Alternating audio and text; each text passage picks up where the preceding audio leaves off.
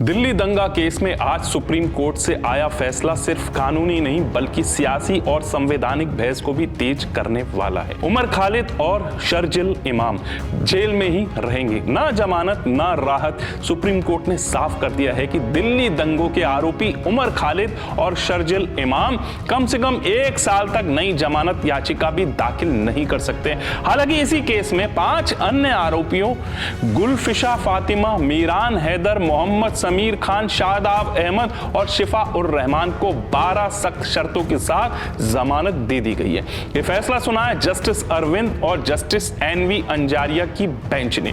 दरअसल ये सभी आरोपी 2020 के दिल्ली दंगों से जुड़े मामलों में यूएपीए के तहत गिरफ्तार किए गए थे और पिछले 5 साल 3 महीने से तिहाड़ जेल में बंद है। सुप्रीम कोर्ट ने अपने फैसले में कहा, अनुच्छेद 21 संविधान में विशेष स्थान रखता है, ट्रायल से पहले जेल को सजा नहीं माना जा सकता।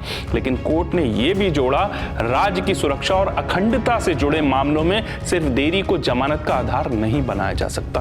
कोर्ट ने साफ कहा कि उमर खालिद और शर्जिल इमाम की भूमिका बाकी आरोपियों से अलग और केंद्रीय है। उन पर लगे आरोप गंभीर है और लंबी हिरासत कानून या संविधान का उल्लंघन नहीं करती। हालांकि 5 अन्य आरोपियों को जमानत मिलने का मतलब यह नहीं कि उनके खिलाफ आरोप हल्के हो गए। अगर शर्तों का उल्लंघन हुआ तो ट्रायल कोर्ट जमानत रद्द कर सकता है। आरोपियों की दलील थी कि ट्रायल शुरू नहीं हुआ, वे 5 साल से ज्यादा जेल में और दंगे भड़काने का कोई ठोस सबूत नहीं है। लेकिन दिल्ली पुलिस ने पलटवार करते हुए कहा, सुनवाई में देरी के लिए आरोपी खुद जिम्मेदार है। अगर सहयोग किया जाए तो ट्रायल 2 सालों में पूरा हो सकता है। पुलिस का दावा है ये दंगे अचानक नहीं थे बल्कि पैन इंडिया साजिश का हिस्सा थे।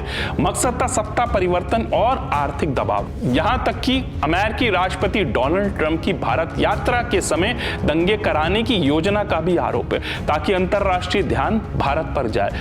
गौरतलब है कि फरवरी 2020 के दिल्ली दंगों में 53 लोगों की मौत, 250 से ज्यादा घायल और 750 से ज्यादा एफआईआर दर्ज हुई थी। सवाल अब यही है, क्या इंसाफ की ये लड़ाई कानून और संविधान के बीच संतुलन बना पाएगी या ये मामला आने वाले वक्त में और बड़ा कानूनी सियासी तूफान बनेगा।